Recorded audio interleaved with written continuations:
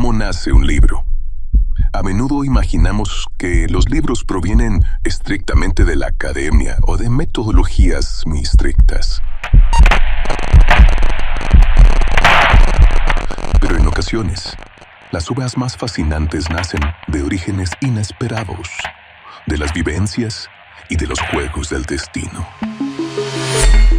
Hace 10 años comencé con algunas ideas y las tengo documentadas y todo, y empecé a escribir esos libros. Ya tengo varios escritos, pero esos libros fueron como mi primera experiencia escribiendo. Te contaba, apenas tuve una epifanía, vi una imagen y me empezó a llegar una cascada de ideas, de cuentos, de historias, de fantasías con esa imagen. Y dije, ahorita, es el momento, estoy en la zona, como en el deporte, y vámonos a escribirlo. Para entender esta historia, viajamos hasta una preparatoria muy peculiar en Metepec, Estado de México, en donde encontramos al ingeniero Jesús Maldonado Villegas, un hombre inmerso en la tecnología, pero con una profunda sensibilidad literaria. Soy Francisco Gallo Razo, de Maser IA Lab, y esta es una edición especial de Tensor Podcast, con la entrevista al escritor, ingeniero y desarrollador de inteligencia artificial Jesús Maldonado Villegas, en la cual nos dará a conocer los misterios y los motivos de la creación del arquitecto de almas.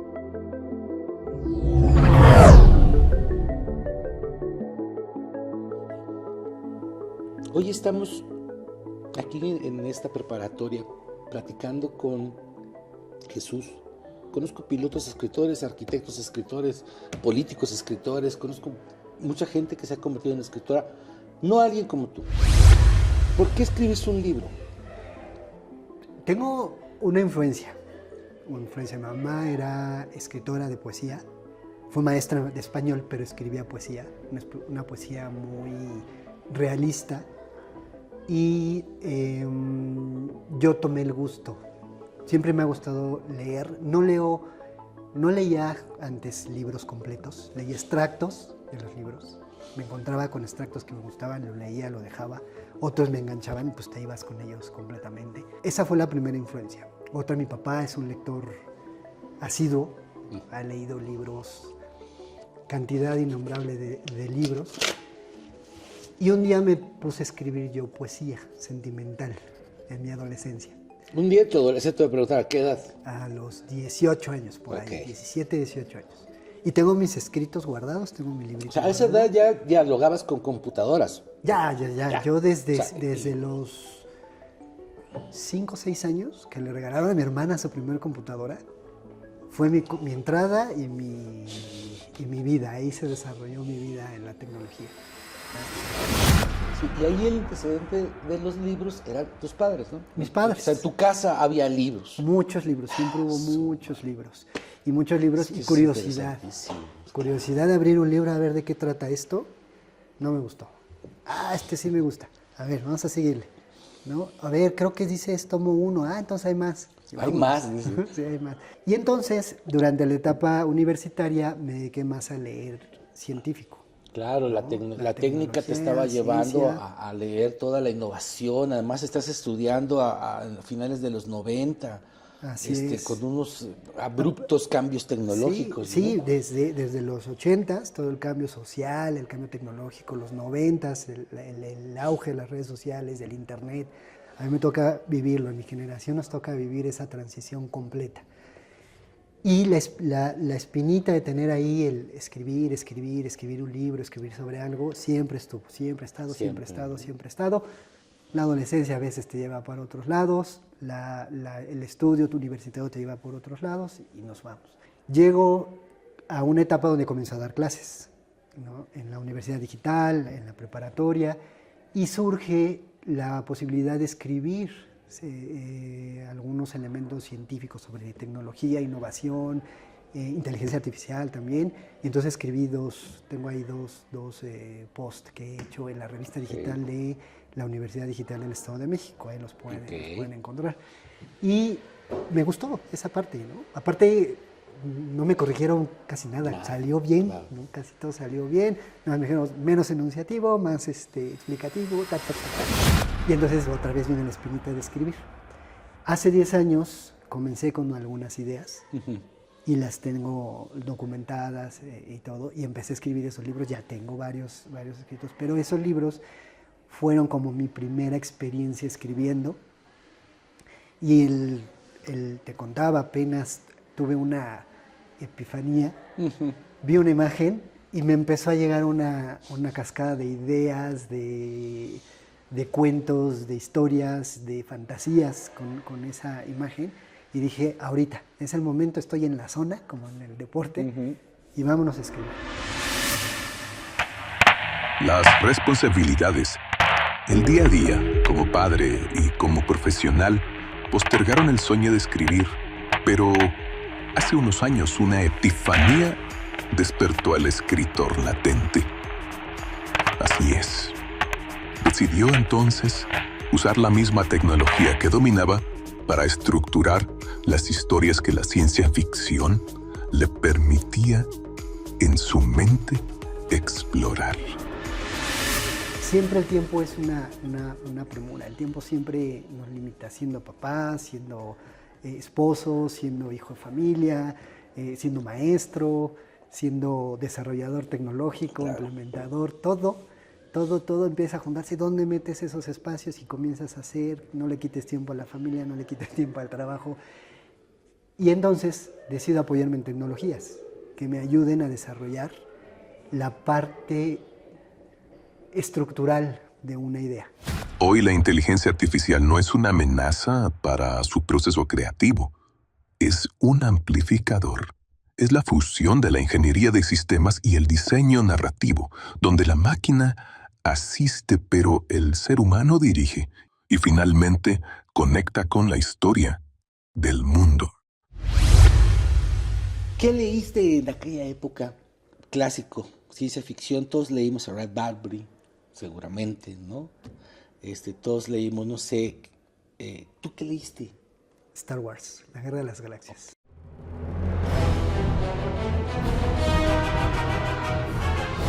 Wow. Recientemente me regalaron los 3 libros que se llaman La Guerra de las Galaxias desde otro punto de vista. Esa es una frase que viene en la película. Y entonces son las historias alrededor de personajes, de los personajes principales. Cómo llegó tal personaje que pasa 3 segundos, 4 segundos en la película, a dónde está la historia. Y son 40 historias en cada uno de los libros.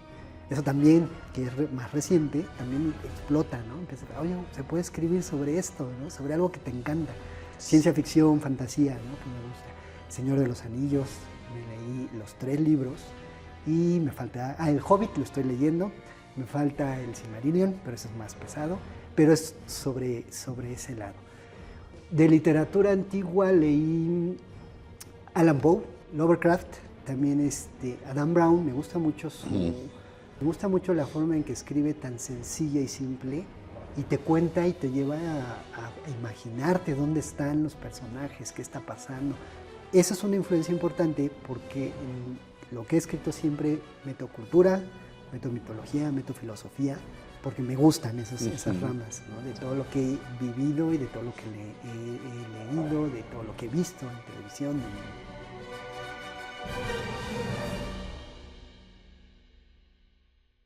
Nuestros libros, parte integral de nosotros. Pero en esta ficción que inventamos... Son 2 cosas, y está hasta en libros de psicología, ¿no? Metemos mucho de nuestros sentimientos, de lo que queremos expresar y no lo podemos hacer con palabras frente a frente, lo metemos aquí. Y también metemos las partes más importantes de nuestra vida, los elementos que más nos definen dentro de esta vida real, de este realismo fuera de la fantasía y de la ciencia ficción. Y lo convertimos en ciencia ficción porque es algo que no ha sucedido, ¿no? Es algo que se basa en una irrealidad que a lo mejor anhelamos. El pináculo de esta amalgama entre humanidad, mitología y tecnología es esta novela, El arquitecto de almas, Un proyecto que redefine nuestro lugar frente a nuestras creaciones y las consecuencias, positivas y negativas, de nuestras decisiones. No nos spoilees, pero platícanos. ¿Qué es un arquitecto de almas?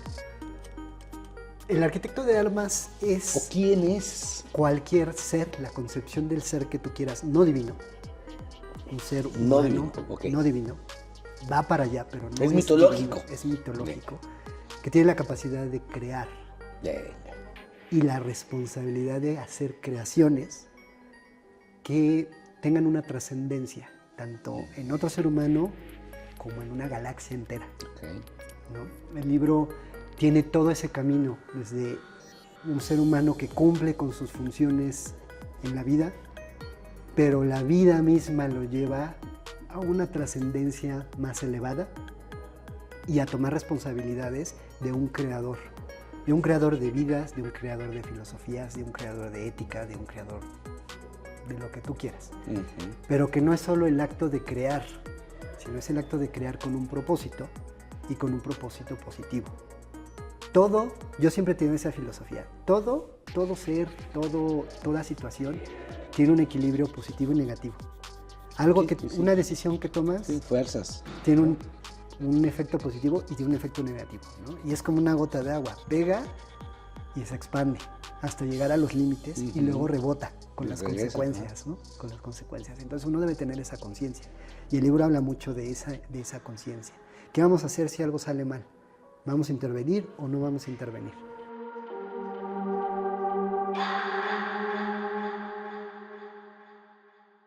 Y lejos del paradigma apocalíptico que solemos ver en el cine o en la televisión, Jesús plantea una evolución donde la tecnología nos proyecta y nos enriquece, una alianza donde la esperanza es la verdadera protagonista.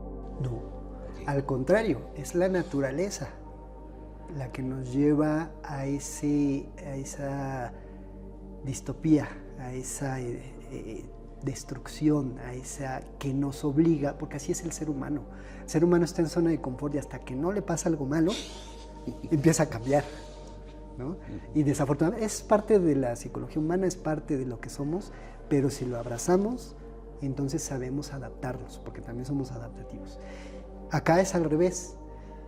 El ser humano empieza a tener sus dudas sobre lo que viene en el futuro y es justamente la tecnología quien lo proyecta, porque se complementan ambos. La tecnología aprende del ser humano, aprende a ser más humana para entregar respuestas más humanas, si lo queremos ver muy cuadrado, y hasta expresar sentimientos, porque son pensamientos. Una inteligencia artificial que puede tener su propio pensamiento puede generar ese tipo de pensamientos, incomodidad, claro. A lo mejor no físicos, aunque aquí se maneja, porque hay un aspecto que también se está desarrollando actualmente, pero también centra al ser humano, ¿no? ¿Por qué? Porque alguien que tiene un concepto muy amplio de toda la historia humana tiene mejor criterio. Por eso es necesario leer, por eso es necesario viajar, por eso es necesario aprender constantemente. Y el ser humano no deja, el personaje ser humano no deja de ser humano, pero se está enriqueciendo de la parte de la tecnología porque lo enfoca de esa manera. Sí. ¿No? Entonces, están las herramientas juntas y entonces tienen que entrelazarse. Trabajar juntos, hacer equipo. Trabajar juntos y hacer equipo, como una pareja, como un par de amigos, como un equipo de trabajo en una preparatoria. Tienen que, te caiga bien o no, tienes que hacer equipo para hacer algo mejor, aportar con algo mejor. Y acá es tecnología y humanidad, ¿no? De la mano, van de la mano. Y los dos se van a entrelazar de una forma futurista, por así decirlo, donde no estamos hablando de robots que nos quieren asesinar como en Terminator, sino robots y tecnología que nos está impulsando a ser mejores, a trascender, ¿no? Dentro de esta historia que les conto de ciencia ficción en el arquitecto. El arquitecto de almas es tan solo la puerta de entrada. En realidad estamos ante una saga monumental llamada Los 8 Linajes, Un concepto tejido desde la biología hasta la mitología mundial. Un universo que la inteligencia artificial ayudó a pulir, pero que su autor transformó a puño y letra. Una de las ideas que surge, a mí me gustan mucho los felinos, los gatos. Y entonces, leyendo por saber, conocer y sacarme de dudas, saber cuáles son las familias de los gatos, ¿no? Y cómo se conceptualizan esas 8 familias más grandes de los felinos, se les llaman los 8 linajes. ¿Sí? Eso es ciencia de dominio público. Claro. Y dije, los 8 linajes. Con el auge de los superhéroes, con el auge del cine de superhéroes, dice, podemos tener superhéroes humanos, más humanos, no fantásticos como los vemos en otras películas, pero con poderes que están escritos en la mitología y la historia. Okay. ¿No? Entonces, se crean los 8 linajes. Y mi idea fue, el primer linaje tiene que ser mexicano. Okay. Azteca. Jaguar. Perfecto, porque es la definición. Y dentro de toda la mitología está Tezcatlipoca, el jaguar primordial. Ahí está escrito en la historia que es el jaguar primordial, es el representante. Y entonces dije, si este es el representante de Tezcatlipoca, azteca, debe de haber representantes felinos en la mitología para otros. Budismo, taoísmo, la mitología vikinga, que es una maravilla. Lo que ahí hay dos gatos, los gatos de Freya, por ejemplo, que jalan su carruaje. Está todo eso en la historia, en la mitología. Y entonces dijo, voy a definir las 8 familias, un felino de cada una de las 8 familias, y lo vamos a sacar. Y esa es la saga de todos. Van a tener sus historias. La historia va contra la destrucción de la realidad. Es un poquito de ahí de filosofía, la nada, la realidad y todo. Se va a conceptos también bien pesados, pero bien explicados, que es lo que trato de hacer, ¿no? Un concepto de la nada, de la mitología nórdica, porque ese concepto tiene una entidad. Es un nombre muy extraño, no lo puedo pronunciar porque es en el idioma vikingo. Claro.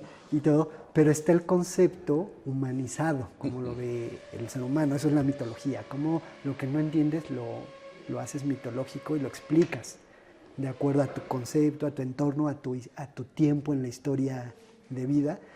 Y entonces surge esa idea. Hago mi árbol genealógico de linajes, describo cada uno de los personajes y comienzo a desarrollar las historias, ¿no? de cada uno. Y me permitió ahí explotar la parte creativa. Porque tengo 8 historias que contar, muy relacionadas, y los primeros 2 libros van entrelazados. La historia de 2 personajes que se unen en una parte del libro y se entrelazan. Entonces, lees el primer libro con la perspectiva del primero y lees el segundo libro con la perspectiva del segundo, la misma historia. Okay. Ya que terminé mi primer manuscrito y entonces utilicé la inteligencia artificial. Necesito desarrollar estos temas de los que sé que existen, pero no tengo el conocimiento profundo. Ayúdame a sacarlo. Y entonces saca cada uno de los aspectos y entonces tomo todas las ideas y empiezo a desarrollarlas, ¿no? Entonces jalo toda la información que ya está ahí, con todo lo que yo conozco, y hay aspectos tanto filosóficos, culturales y mitológicos, que conozco la historia, los primeros renglones de la historia, pero necesito saber la profundidad para poder hablar de ellos. Claro. Y ahí es donde entra la inteligencia artificial. La obra de Jesús, más allá de la ciencia ficción, es, sin duda alguna, un testimonio de lo que significa dejar huella, escribir para inspirar el camino, trascender y dejar un legado para quienes vienen detrás. Transformación. Acabas de decir una palabra clave. Toda la información la tenemos en libros, en internet, en inteligencia artificial, pero ¿qué haces con ella cuando la obtienes? Transfórmala. Crea con ella. ¿No? A los alumnos lo que les digo, tenemos esa herramienta tan grande, tan importante para crear un ensayo, pero dentro de esa creación debe de haber una retroalimentación tuya. Claro. Porque debes de aprender. Y si yo te pregunto, a ver, explícame el concepto tal, con 2 o 3 interacciones lo puedes hacer porque te lo aprendes. Y entonces ya cuando tú me respondes de esa forma, ya no importa la autoría o cómo se hizo, sino lo que ya te dejó a ti en tu alma, porque eso va a trascender más adelante. Lo vas a utilizar, lo vas a transformar, lo vas a regenerar, a mejorar, no sé. Eso es lo que yo trato de transmitir en esta historia de ciencia ficción cósmica, porque vamos a hablar de aspectos cosmológicos, de viaje, del viaje como el viaje del héroe, pero no es específicamente ese viaje, es un viaje de transformación. Y eso es la vida. Tenemos que nacer, nos vamos formando con los aspectos estructurados que ya existen en nuestra vida, y después tenemos que reestructurarnos nosotros mismos. No podemos quedarnos donde estamos saliendo de la universidad, por ejemplo, porque nos estancamos y entonces nos frustramos, y entonces viene la transformación negativa del ser humano. Siempre debemos de buscar la trascendencia hacia lo positivo, hacia mejorar, hacia crear. Si hay algo que quieres hacer, busca las herramientas para hacerlo, y esto es lo que el libro nos muestra en esa línea de la historia.